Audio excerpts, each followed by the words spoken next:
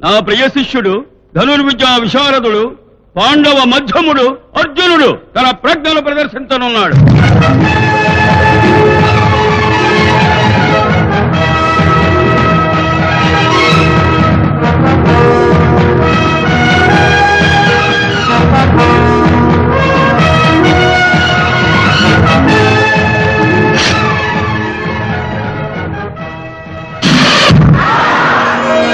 అర్జునుడు ద్రోణాచార్యుల వారికి నమస్కార బాణం వేసినాడు. ఆహా,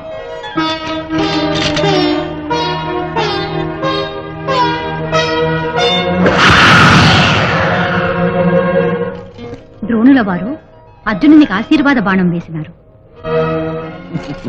అర్జున, అసమాన ప్రతిభను చూపి పాండవేయుల ధీరత్వమును నైపుణ్యమును సాటిదవు కాక. అగ్రజ, మీ ఆశీర్వచనమే నాకు కొండంత బలము.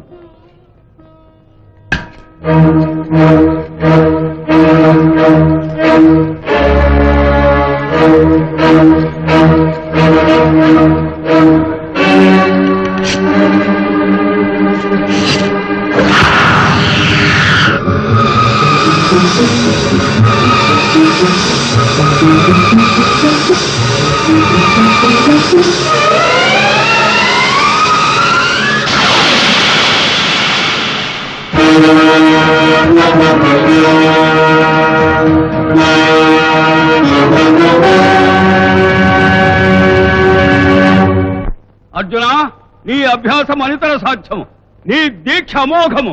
సుశిక్షితుడవై ప్రతిభా సంపన్నుడవై చిరకాలము వర్ధిల్లుదువుగాక.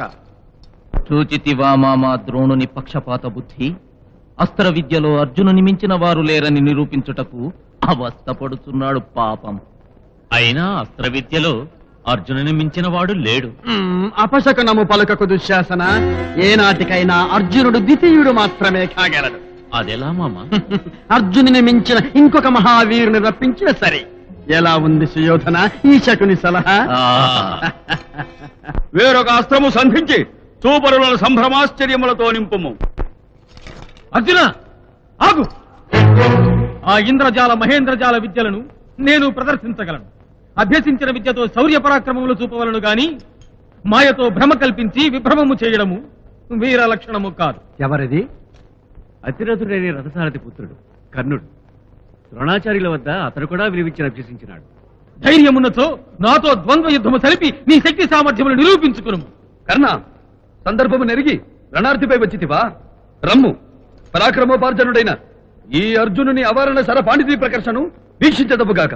కానిమ్ము అర్జున, ద్వంద్వ యుద్ధములకు సిద్ధము కమ్ము.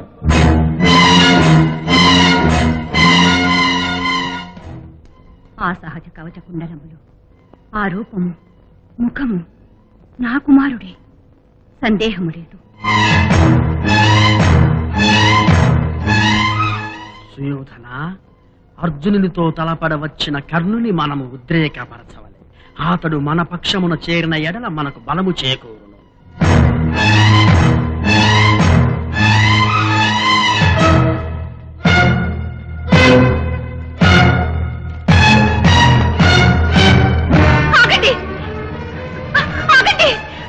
అర్జున, కర్ణ, ఈ వైపరీత్యం ఆపండి. అమ్మా, దయచేసి నిరుత్సాహపరచవలదు. జ్వలిస్తున్న శౌర్యాగ్నిని చల్లార్చవలదు. కర్ణ, నీవైనా నా మాట విను.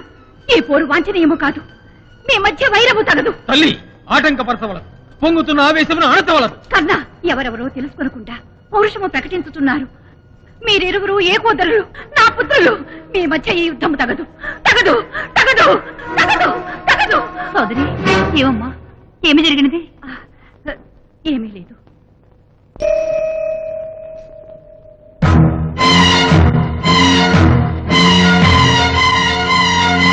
ఆగండి!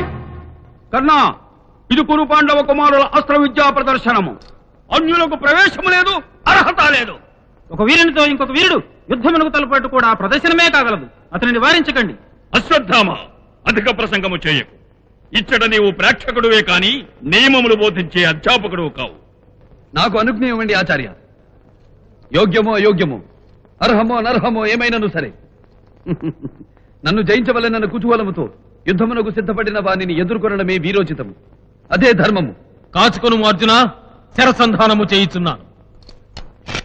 కర్ణార్జునులారా, మీ పరాక్రమం చూపుటకిది రణరంగము కాదు. అయినను ఒక క్షత్రునితో యుద్ధము చేయగలవాడు క్షత్రియుడై ఉండవలేను. కర్ణ, నీవు క్షత్రియుడవా? నీ తల్లిదండ్రులు ఎవరు? నీ కులమేది? లేదా నీవు ఒక రాజ్యాధినేతమైనను అర్హుడవే? రాజ్యపాలకుడవా?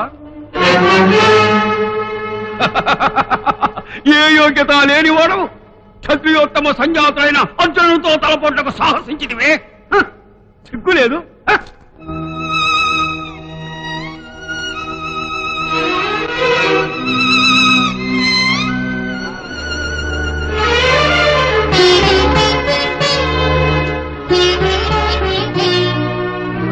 ఆగు మిత్రమా. ఆచార్య, అర్జునునిపై పక్షపాత బుద్ధితో ఈ దివ్య తేజస్విని అమేయ ధనుర్విద్యా సంపన్నుని కులము తక్కువ వాడని, రాజు కాడని విద్యా ప్రదర్శనమునకు అనర్హుని చేయుట వేరవరులందరికీ అవమానము. అతడు రాజ్యాధినేత అయిన యుద్ధమునకు అర్హుడేనని కదా మీ భావము? అట్లయిన సుయోధనుడు అతడికి తక్షణమే రాజ్యమిచ్చి రాజును చేయగలడు. ఏమి సుయోధన? అవును.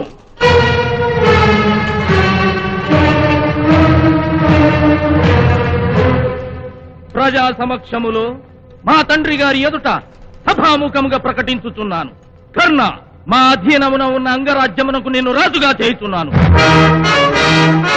ఈ క్షణం నుండి నీవు అంగరాజ్యాధిపతివి.